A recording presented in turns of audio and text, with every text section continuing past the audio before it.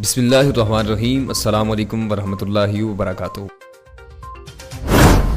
ناظرین مکرم، جیسا کہ آپ کو معلوم ہے کہ کچھ دن قبل چیف جسٹس آف پاکستان قاضی فائز عیسیٰ کے غیر متنازع فیصلے کی وجہ سے علماء کرام اور مذہبی سیاسی پارٹیوں میں غم و غصے کی لہر دوڑ رہی ہے۔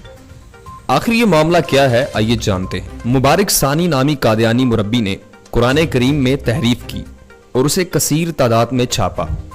جیسے ہی اس بات کا علم علماء کرام کو ہوا، انہوں نے قانونی راستہ اختیار کرتے ہوئے مبارک ثانی پر قرآن کریم کی بے حرمتی اور اس میں رد و بدل کرنے کا مقدمہ درج کروایا۔ قاضی فائز عیسیٰ نے اس کیس کا فیصلہ سناتے ہوئے کہا کہ قادیانی چادر اور چار دیواری کے اندر رہ کر اپنے مذہب کی تبلیغ کر سکتے ہیں، یعنی کہ وہ اپنے گندے مذہب کی تبلیغ کر کے ہمارے بھولے بھالے مسلمانوں کے ایمان پر چھریاں چلا سکتے ہیں۔ حالانکہ آئین پاکستان 298C 298B قادیانیوں کو شاعر اسلام اور ان کے گندے مذہب کی تبلیغ کرنے کی ہرگز اجازت نہیں دیتا۔ اتنے بڑے عہدے پر بیٹھ کر ان ججز کو یہ آئین کیوں نظر نہیں آیا؟ کیا یہ آئین پاکستان کے ساتھ غداری نہیں؟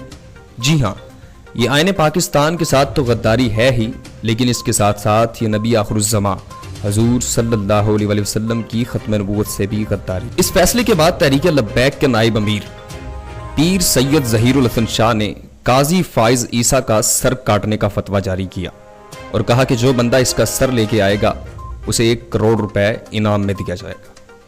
اس بیان کے بعد حکومت پاکستان قادیانی نواز بن کر سامنے آئی۔ پیر سید ظہیر الحسن شاہ پر بغاوت، دہشت گرد، توہین عدالت سمیت کئی مقدمات درج کر کے پرچہ کاٹ دیا۔